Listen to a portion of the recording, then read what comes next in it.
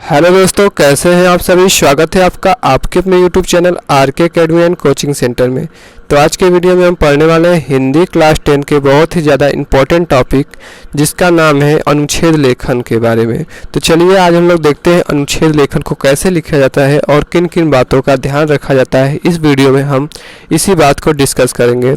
तो देखते हैं अनुच्छेद लेखन। अनुच्छेद लेखन क्या होता है? निबंध। जैसे निबंध लिखा जाता है, कोई भी हमें टॉपिक दे दी जाती है उसके बारे में हमें निबंध लिखना होता है, उसी प्रकार से अनुच्छेद लेखन भी होता है।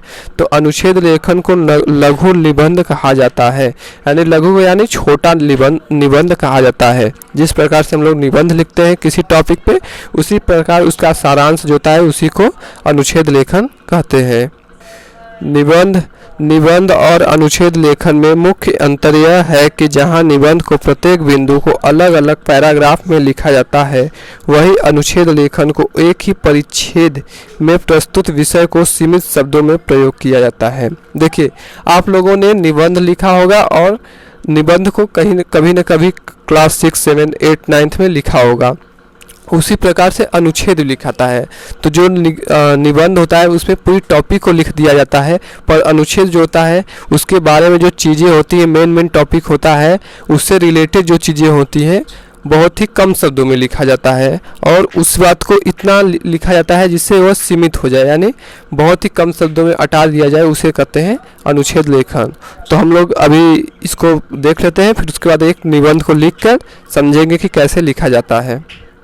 अब देखते हैं अनुच्छेद लेखन में ध्यान रखने योग्य बातें कि अनुच्छेद लेखन में किस प्रकार कौन सी बातें को ध्यान रखना चाहिए लिखते समय।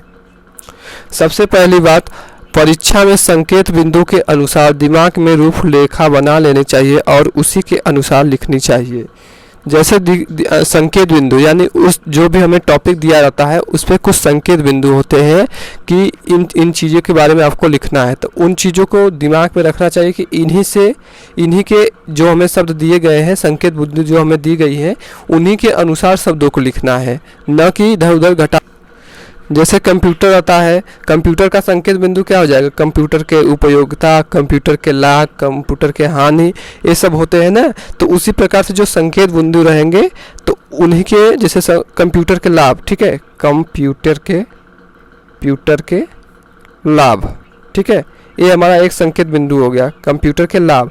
तो हमें कंप्यूटर के लाभ के बारे में हमें डिस्कस करना होगा, ठीक है। अब कंप्यूटर की हानि हो जाएगी तो कंप्यूटर की जो हानि रहती है, ठीक है, कंप्यूटर की हानि, ठीक है।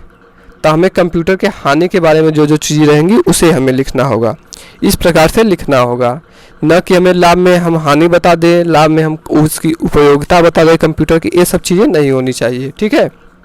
अब देखते हैं अनुच्छेद लेखन को छोटे एवं अर्थवान वाक्यों के साथ लिखना चाहिए, यानी अनुच्छेद लेखन लिखते समय छोटा होना चाहिए। निबंध जो होता है वो बड़ा होता है। अर्थवान का अर्थ यह है कि उसके शब्द स्पष्ट हो, ठीक है। जैसे हम कंप्यूटर का प्रयोगशाला में करते हैं, ठीक है। हम कहाँ कंप्यूटर का प्रयोग करते हैं? कंप्यूटर का प्रयोगशाला में करते हैं, ठीक है, प्रयोगशाला में करते हैं, ठीक है। ये देखिए हमारा देखिए ये हमारा अर्थवान शब्द नहीं है, क्योंकि हम प्रयोगशाला में कंप्यूटर का प्रयोग नहीं करते हैं। हम कहाँ करते हैं? स्कूल में करते हैं, रेलवे स्टेशन पे करते हैं, ठीक है, इन सभी स्थानों पे करते हैं, ठीक है, हॉस्पिटल में करते हैं। लेकिन प्रयोगशाला में तो प्रयोग नहीं होता है। तो हमारा जो शब्द होना चाहिए अर्थवान होना चाहिए, यानी उसका कोई अर्थ निकले, ठीक है, ठीक है। तो हमें इस प्रकार से ध्यान रखना चाहिए कि अर्थवान हो, यानी हम ऐसा प्रयोग न कर दे शब्द का कि हमारा रॉन्ग मतलब गलत हो जाए, ठीक है। अगला देखते हैं, शब्द सीमा का अवश्य ध्यान देना चाहिए। हमारा जो अनुच्छेद लेखन होता है 150 से 250 शब्दों के बीच में ही लिख सकते हैं, यानी बहुत ज़्यादा हमें शब्द नहीं लिखना है कि बहुत ज़्यादा शब्द सीमा लिख दे कि हमारा अनुच्छेद लेखन जो है निबंध हो जाए, ठीक है। इस प्रकार का भी हमें ध्यान रखना है कि बहुत छोटा होना चाहिए और जो टॉपिक दिया जाए उसका संकेत बिंदु उसी के अनुसार लिखना है। अंत में पूरे अनुच्छेद एक बार ध्यानपूर्वक जांच ले कहीं कुछ छूटा तो नहीं है। ठीक है। और अंत में जब हमारा पूरा हो जाए तो उसे एक बार देख लेना चाहिए ध्यानपूर्वक से पढ़कर कि कहीं हमारा कोई शब्द गलत तो त्रुटि तो नहीं है। जैसे कंप्यूटर का प्रयोग प्रयोगशाला में करते हैं, तो प्रयोगशाला क्या है, प्रयोगशाला में तो लैब वाला सामान रहता है, तो यहाँ कंप्यूटर का उतना प्रयोग होता नहीं है। तो इसको देख लेना चाहिए कि कहीं हमारा गलत तो नहीं है। अब हम लोग एक देखेंगे ऑनलाइन शिक्षा जगत में क्रांति, नवीन क्रांति। इसको हम लोग मतलब देखेंगे और समझेंगे कि कैसे अनुच्छेद को लिखा गया है। चलिए स्टार्ट करते हैं। तो हमारा ये आ चुका है ऑनलाइन शिक्षा जगत में क्रांति, नवीन क्रांति। ये हम हिंदी क्लास 10 के जो ऑल इन वन होता है उसमें का लिए हैं और इसको हम लोग समझते हैं। तो हमारा जो दिया गया देखिए संकेत बिंदु आपको परीक्षा के अंदर दिया जाएगा, ठीक है। तो इसी के अनुसार हमें जो है शब्द को बनाना है और लिखना है। जैसे संकेत बिंदु दे दिया है वर्तमान परिचय में अनिवार्यता, ठीक है। ये संकेत बिंदु पहला है। फिर सकारात्मक प्रभाव कौन सा पड़ता है, फिर इसमें कमियां कौन सी है और सुझाव कौन से हैं, ठीक है। अब देखिए 1 2 3 4 हमें संकेत बिंदु दिया गया है, ठीक है। तो हम 4 पैराग्राफ में लिखेंगे। जैसे 1 2 3 4। जैसे वर्तमान परिच्छेद में अनिवार्यता ए हो गया, ठीक है। सकारात्मक प्रभाव जो है वो ए हो गया, कमियां कौन कौन सी है ए हो जाएंगी और सुझाव कौन सी है ए हो जाएंगी। इस प्रकार से हमें एकदम छोटे में और अर्थवान प्रयोग करना चाहिए। चलिए अब हम लोग देखते हैं वर्तमान परिच्छेद में अनिवार्यता। देखिए इसका अर्थ क्या होता है कि अब हमें इस संकेत बिंदु के अनुसार ही इसको लिखना है, ठीक है। कैसे लिखेंगे, अब वर्तमान मतलब इस समय कंप्यूटर की क्या उपयोगिता है ये इसमें हम डिस्कस करेंगे। ऑनलाइन शिक्षा, ठीक है, ऑनलाइन शिक्षा की क्या उपयोगिता है इसमें हम लोग डिस्कस करेंगे। ऑनलाइन शिक्षा एक ऐसा माध्यम है जिसके द्वारा शिक्षक घर बैठे इंटरनेट के माध्यम से देश के किसी भी कोने से विद्यार्थियों को पढ़ा सकते हैं। इसके अंतर्गत शिक्षक और विद्यार्थी उपयुक्त समय का चुनाव कर इंटरनेट के द्वारा एक दूसरे से जुड़ सकते हैं।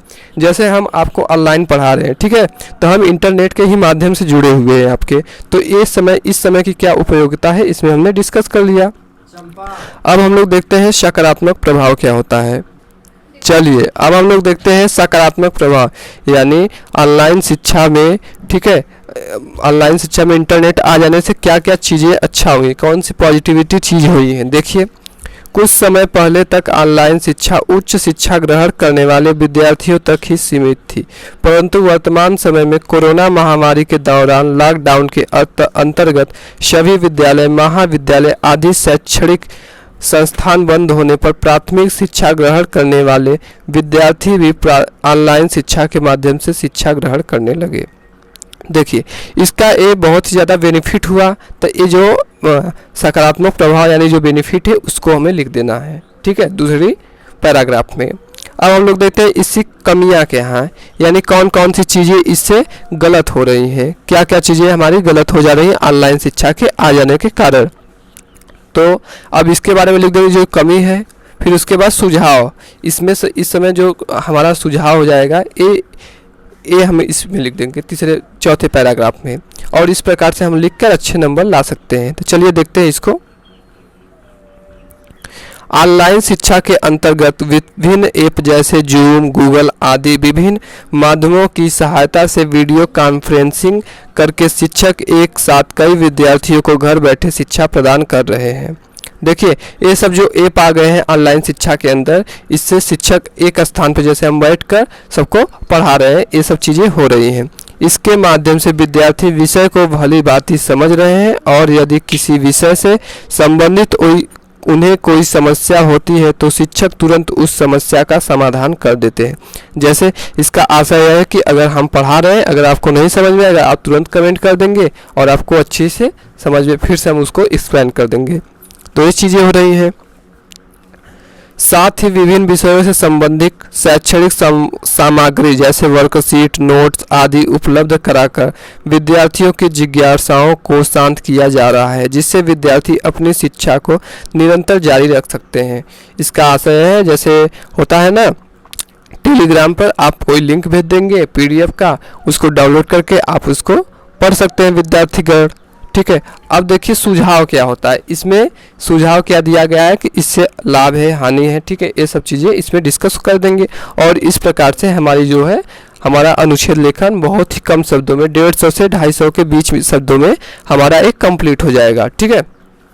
तो सुझाव में रहेगा ऑनलाइन शिक्षा से समय की बचत होती है, सही बात है, तथा विद्यार्थियों की एकाग्रता क्षमता में वृद्धि होती है, यानी विद्यार्थी एक ही जगह पर बैठे रहते हैं, आराम से घर बैठे अपना पढ़ाई कर लेते हैं, इससे उनकी एकाग्रता बढ़ जाती है। अधिकांश लोग सीमित आय वाले हैं, इसके लिए महंगे स्मार्टफोन खरीदना आसान नहीं है। इसके साथ ही सभी जगह इंटरनेट की अच्छी गुणवत्ता न होने के कारण ऑनलाइन शिक्षा बाधित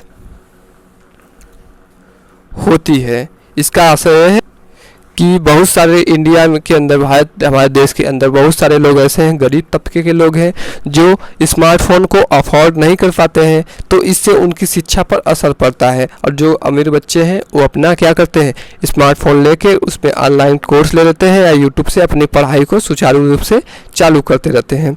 शिक्षा ग्रहण करने हेतु विद्यार्थियों को अधिक समय तक फ़ोन देखना पड़ता है। अब देखिए इसका थोड़ा सा नुकसान बता दिया गया है, ठीक है। सुझाव में क्या बताया गया है, नुकसान, कि क्या क्या चीज़ें हम इनसे होती हैं। तो इससे क्या देखना पड़ता है, जिसके कारण आँखों में दर्द होने लगता है, बहुत देर तक ऑनलाइन क्लास देखने से माइग्रेन जैसी शारीरिक समस्याएं उत्पन्न होने का भय रहता है तथा मानसिक विकास भी अवरुद्ध होता है। देखिए बहुत देर तक अब अगर आप ऑनलाइन मोबाइल देखेंगे तो इससे ये सारी चीज़ें आपको समस्या उत्पन्न हो सकती है, यही इसमें बताया गया है, ठीक है। ऑनलाइन शिक्षा के सीमित और संतुलित उपयोग पर बल देना आवश्यक है, यानी इसको टाइम से यूज करना और जहाँ तक हो सके कि अपने किसी टीचर से जो ऑफलाइन के हैं उनसे संपर्क किया जाए।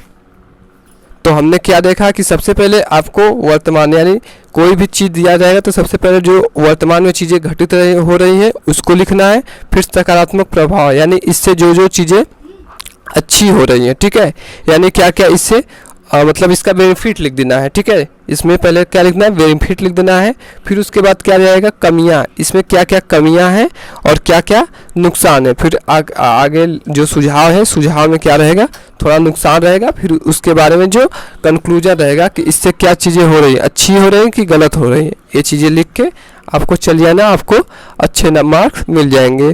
तो हमारे चैनल को लाइक करें, शेयर करें, सब्सक्राइब करें और थैंक यू, धन्यवाद।